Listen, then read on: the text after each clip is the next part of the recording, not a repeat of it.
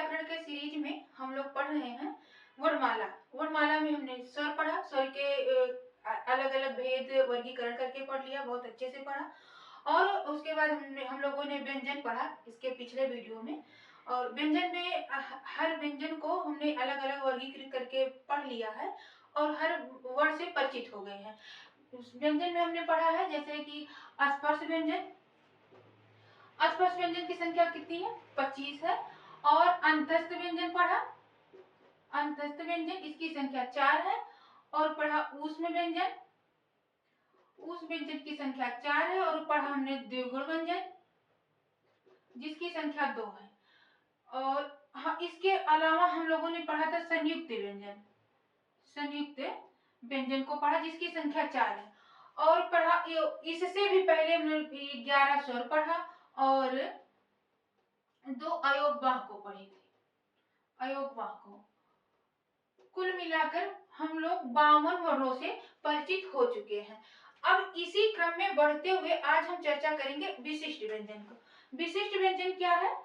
विशिष्ट व्यंजन अभी हाल ही में केंद्रीय हिंदी समिति ने उसे वर्णमाला को संशोधित करते हुए उसमें एक नया वर्ड ये विशिष्ट व्यंजन को जोड़ दिया, इसको जोड़ दिया है विशिष्ट व्यंजन को, इसे कहते हैं विशिष्ट व्यंजन। जिससे अभी तक जो हम लोग 52 वर्णों की चर्चा करते थे वर्णमाला में, अब हम करते हैं ये एक और व्यंजन इसको भी जोड़कर 53 व्यंजन को। यानी अब अगर प्रश्न पूछा जाता है कि विशिष्ट व्यंजन यानी संशोधित वर्णमाला में कितने व्यंजन है, कितने वर्ण है, तो वो कितने हैं? 53 है। अभी तक हम लोग का आंसर क्या होता था? 52 होता था। प्रश्न जब भी बनता है तो प्रश्न की शैली पर हमें उत्तर देना है कि प्रश्न कैसा पूछा जा रहा है। 52 वर्णों के बारे में पूछा जा रहा है। यदि प्रश्न ये बनाता है कि संशोधित वर्णमाला में कितने वर्ण हैं, तो 53 हो जाएगा। 52 वर्णों से तो हम लोग परिचित हो चुके हैं। आज हम इस विशिष्ट व्यंजन के बारे में पढ़ेंगे और जानेंगे। अब देखते हैं कि विशिष्ट व्यंजन क्या है। विशिष्ट व्यंजन, विशिष्ट व्यंजन जो अभी हाल ही में हमारे वर्णमाला में जोड़ा गया, ये जो है ये इस प्रकार से बनता है। इसे ड़ा कह के उच्चारित भी किया जाता है। इसकी विशेषता लिखते हैं। 22 अगस्त 2024 को केंद्रीय हिंदी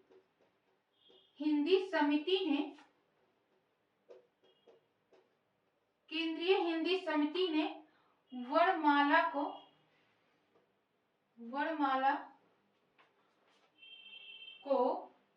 मानक वर्णमाला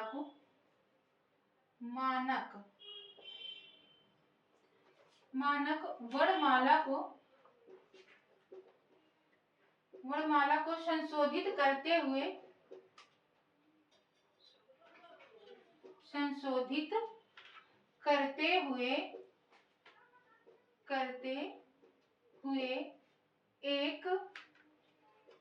एक नया वर्ड विशिष्ट व्यंजन,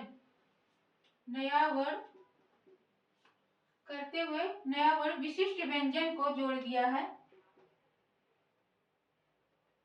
विशिष्ट व्यंजन का आकार इस प्रकार से को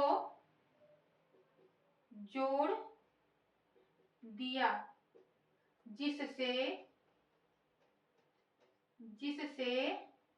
अब मानक हिंदी वर्णमाला में कुल वर्णों की संख्या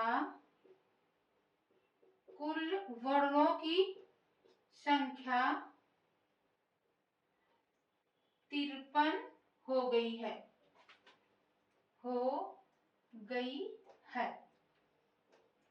कहने का अर्थ यह है कि जो अभी तक 52 वर्ण थे वो अब कितने हो गए? 53 हो गए। ये जो विशिष्ट व्यंजन है, विशिष्ट व्यंजन, इसका नाम दिया गया है विशिष्ट व्यंजन। विशिष्ट व्यंजन जो है ये, इसका उच्चारण, विशिष्ट व्यंजन का उच्चारण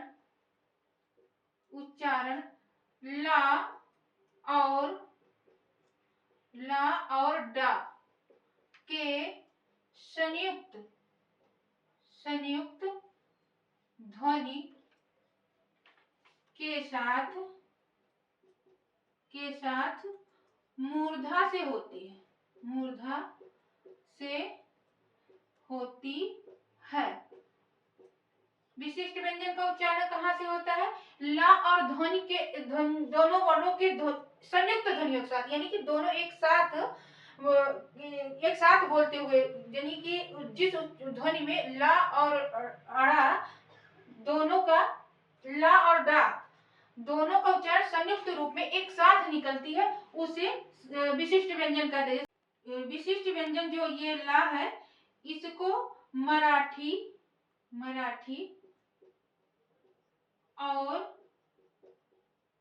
और राजस्थानी भाषा में पहले से ही अधिकतर प्रयोग किया जाता है। मराठी और राजस्थानी भाषा में अधिकतर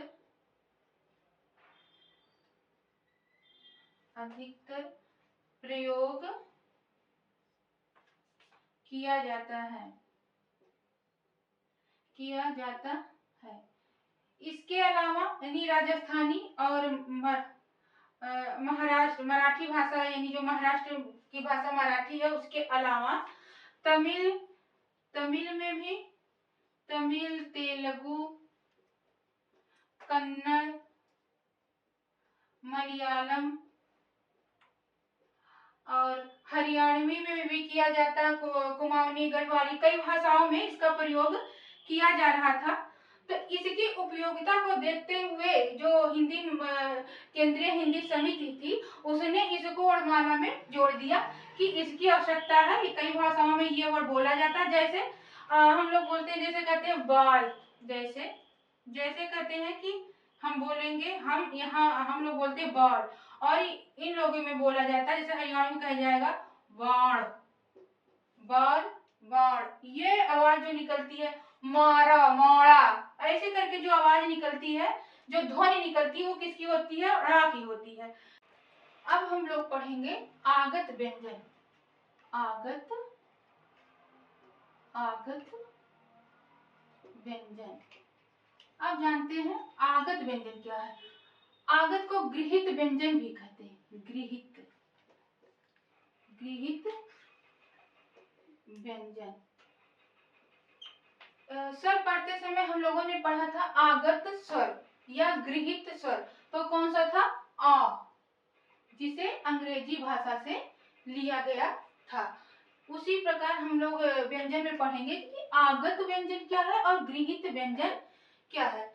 जिन वर्णों को विदेशी भाषाओं से अपने वर्णमाला में ग्रहित कर लिया गया है, यानी ले लिया गया है, लिखा जाता है, उसे शब्द बनाया जाता है, प्रयोग किया जाता है, उसे आगत व्यंजन, यानी आया हुआ है, दूसरे भाषा से अपनी वर्णमाला में आया हुआ, इसलिए उसे आगत व्यंजन कहते हैं।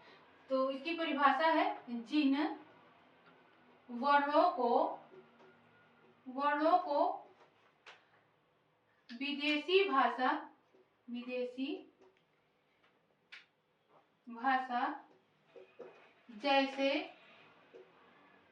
जैसे अरबी,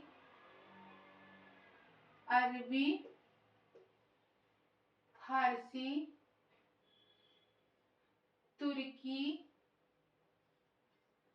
आदि भाषाओं से ग्रहित कर लिया गया है। आदि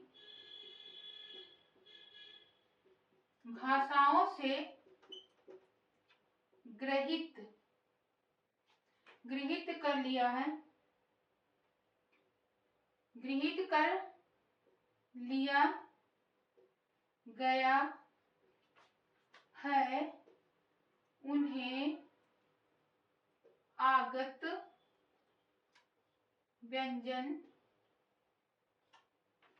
कहते हैं। जैसे कौन कौन सा व्यंजन है, कौन कौन सा वर्ड है व्यंजन में जिसे हम आगत यानी दूसरे भाषाओं से लिए हैं, तो वो है का, खा, गा, ज और फा।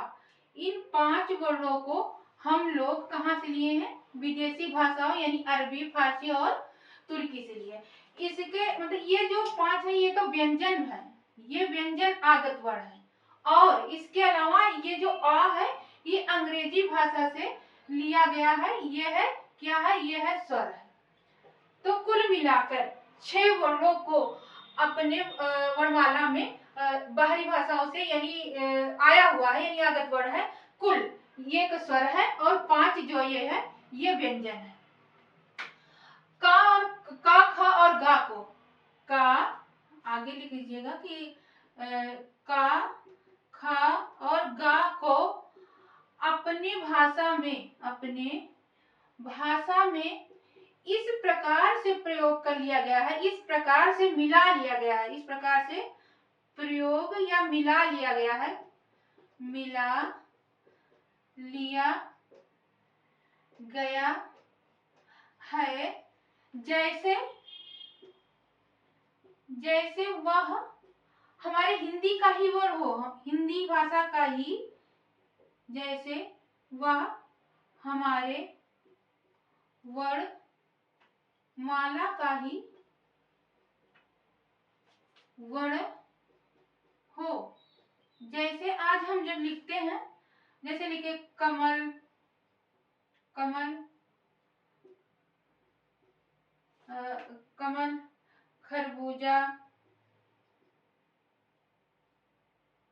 खरबूजा हो गया, गमला हो गया।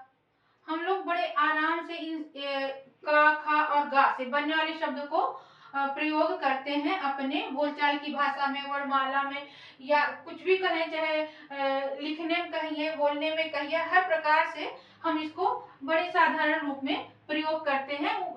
लेकिन जा और फा को आज भी विशेष रूप से मतलब आगत के रूप में प्रयोग करते हैं। तो और किस प्रकार से करते हैं, तो उसके नीचे एक हम नुक्ता लगाते हैं। तो इन सब वर्णों के पीछे नुक्ता लगाते हैं, और नुक्ता क्या है इसके बारे में अब हम जानते हैं। नुक्ता का प्रयोग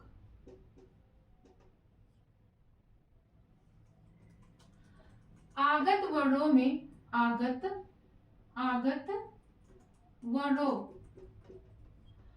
वर्ण कौन कौन से हैं? तो हमने जाना क, ख, ग, ज और फा।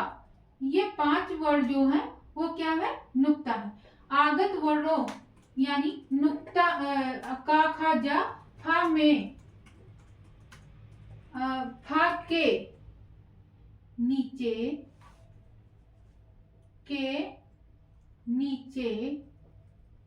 एक बिंदु लगा देते हैं,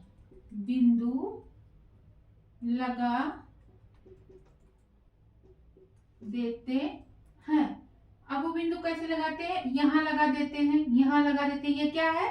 नुक्ता। और इनके उच्चारण, ऐसे वर्णों के उच्चारण में, ऐसे यानी कि नुक्ता लगे वर्णों के उच्चारण में लगा देते हैं। नुक्ता लगे वर्णों के उच्चारण में श्वास पर अधिक बल देना पड़ता है। श्वास पर अधिक, उच्चारण में श्वास पर अधिक बल देना होता है तथा इससे बनने वाले शब्द के, इससे यानी इससे का अर्थ है कि नुक्ता लगे वर्णों से बनने वाले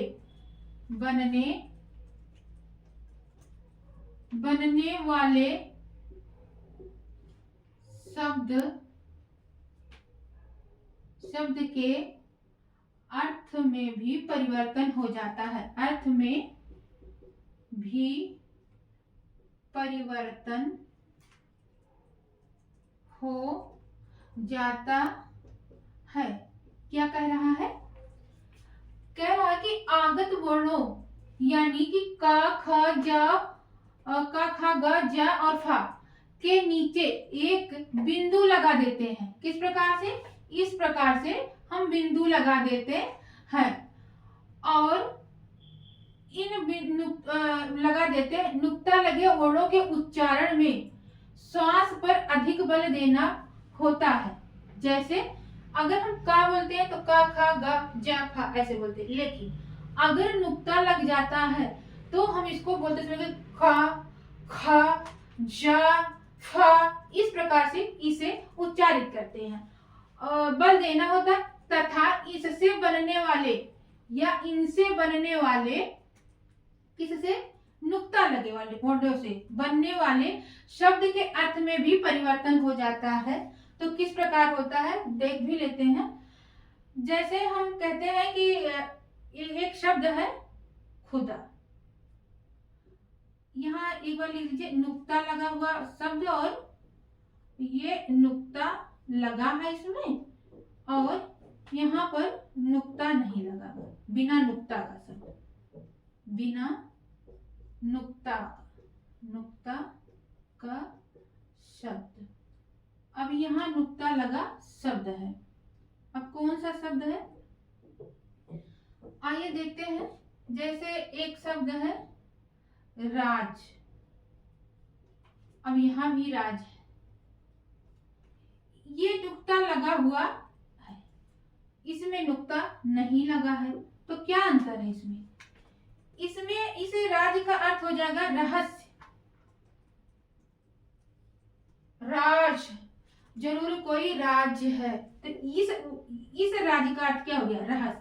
और राजपाट यानी शासन की बात कर रहा है, शासन की, राज्य की बात कर रहा है, राज्य की बात, ये राज्य की बात कर रहा है, शासन की बात कर रहा है। जबकि सिर्फ और सिर्फ नुक्ता लगने से अर्थ में परिवर्तन हो गया। ये क्या बात कर रहा है? रहस्य की, राज, कोई ना कोई राज है। एक शब्द और है जैसे जिसे कहेंगे खुदा। हम यहाँ लगा देखते हैं नुक्ता, क्योंकि यहाँ लिखा हुआ है कि ये नुक्ता लगे हुए शब्द हैं, और यहाँ भी लिखते हैं खुदा। अब दोनों में क्या अंतर है?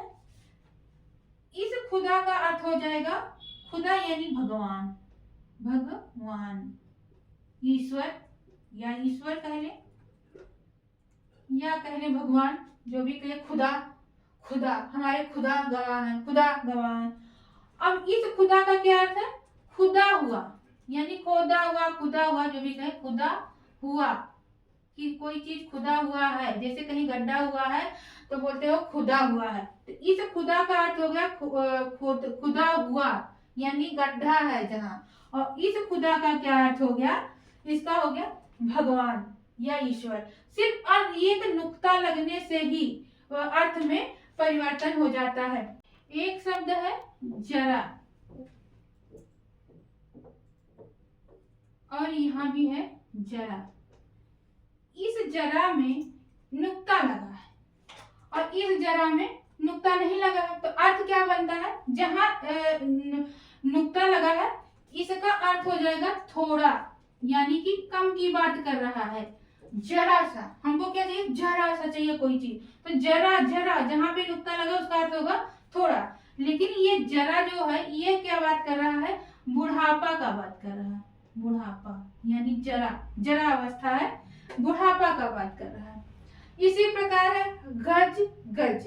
एक गज का अर्थ होगा नाप का, जैसे एक गज कपड़ा है, इस प्रकार से बात करते हैं। तो वहां जब नुक्ता उस गज में हम यहाँ नुक्ता लगा देते हैं, उस गज में हम नुक्ता लगा देंगे तो ये किसकी बात करेगा? नाप का बात करेगा। जैसे एक गज, और जब जिस गज, एक गज ये भी है, ये क्या बात कर रहा है? बिना नुक्ता वाला, ये हाथी की बात कर रहा है, ये हाथी की बात कर रहे हैं। इसी प्रकार से और बहुत सारे शब्द बनते हैं जो नुक्ता लगने से अर्थ में परिवर्तन हो जाता है। तो ये है नुक्ता का प्रयोग।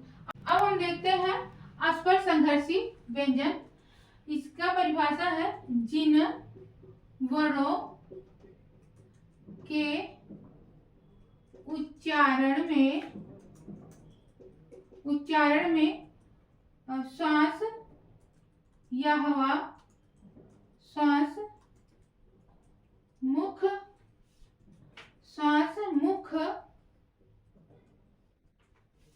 से घर्षण या रगड़ के साथ होता है।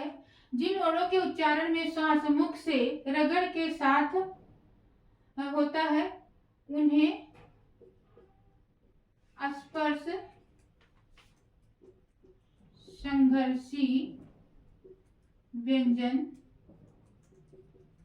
कहते हैं। यानी जिन वर्णों के उच्चारण, ये कौन कौन से हैं? इसमें ये है चा, छ, ज और झ। ये 4 वर्ण जो हैं ये क्या है?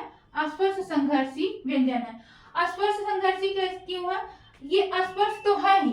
जब हम वर्गीय व्यंजन स्पर्श 25 व्यंजन पढ़ रहे थे तो उसमें हम तालव्य वर्ग का जो चा वर्ग था उसमें च, छ, ज, झ और इया को लेकर हम पढ़े थे कि यह स्पर्शी व्यंजन है। अब ये संघर्षी भी है क्योंकि इनके उच्चारण में जो हवा है वो मुख से घर्षण के साथ निकलता है, यानी कि रगड़ के साथ निकलता है, इसलिए इसे स्पर्श संघर्षी व्यंजन कहते हैं। इनकी संख्या कितनी है? 4 है। तो अब आगे हम देखेंगे कि नासिक वर्ण क्या है। नासिक वर्ण जिन वर्णों के उच्चारण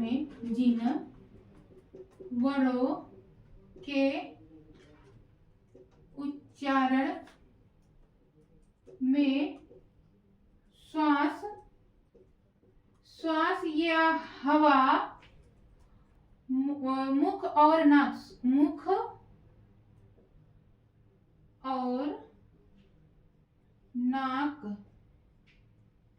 नाक दोनों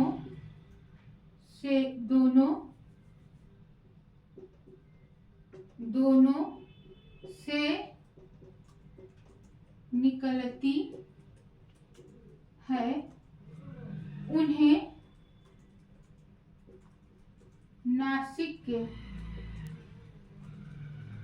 नासिक वर्ण कहते हैं। इन्हें अनुनासिक भी कहते हैं। अब नासिक वर्ण कौन कौन सा है? अंगा, इया, जैसे कौन कौन सा?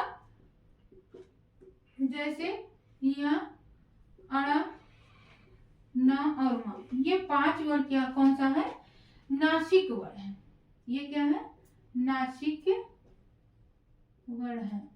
अब हम इनको और नाम से भी जानते हैं। इस नासिक वर्ण को जिन वर्णों के उच्चारण श्वास मुख और नाक दोनों से निकलती है उन्हें नासिक वर्ण कहते हैं। अब हम अड़ा, अंगा, अड़ा और ना, मा इनको बोलकर देखिए कि जो श्वास है वो मुख से भी निकल रहा है और नाक से भी निकल रहा है, दोनों एक साथ निकल रहा है। तो ऐसे वर्णों को क्या कहते हैं? नासिक वर्ण कहते हैं।